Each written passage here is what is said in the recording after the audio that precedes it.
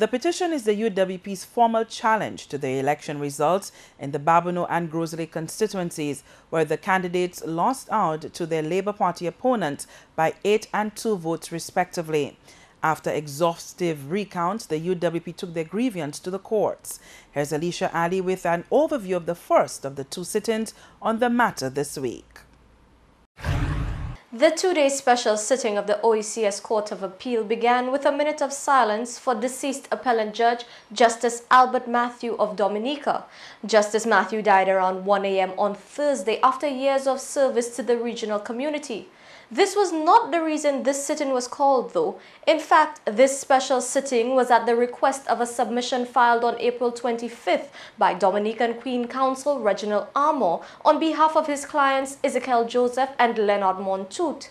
The reason Armour filed this submission was because on March 15th, when the election petition was set to go to trial, both the claimants and respondents, as well as the presiding judge, Justice Rosalind Wilkinson, agreed that there was insufficient precedent set in this jurisdiction to adequately handle the matters before the court. As such, direction from the OECS Supreme Court is essential in moving forward. On Thursday, Chief Justice Hugh Rawlins sat with appellate judges Justice Davidson Baptiste and Justice Janice Pereira to hear arguments from Dominican heavyweights Reginald Armour and Anthony Astafan and their juniors.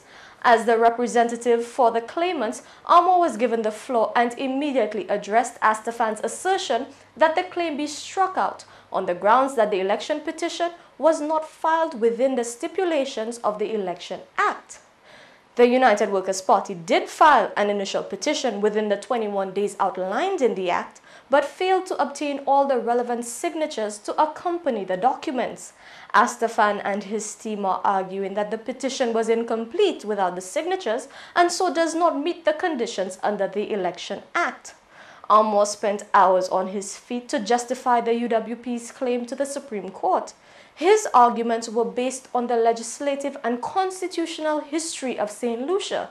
He also circumvented the jurisprudential concept of the access to justice and the right to vote. Armour's fundamental argument was that the Election Act was not clear enough in its conditions. Essentially, there are gaps in the Election Act which can be subject to interpretation under the Supreme Court's civil procedure rules. Armour said that nowhere in the Election Act does it state that a petition should be signed and presented within 21 days.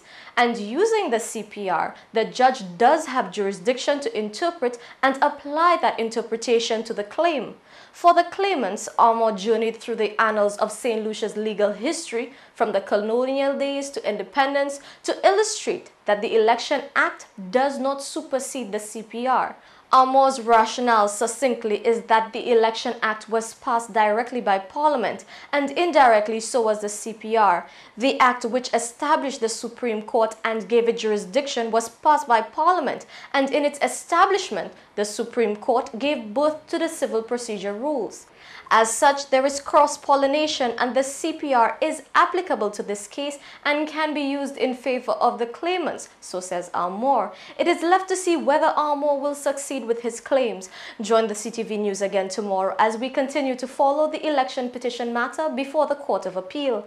For the CTV News, I am Alicia Ali reporting.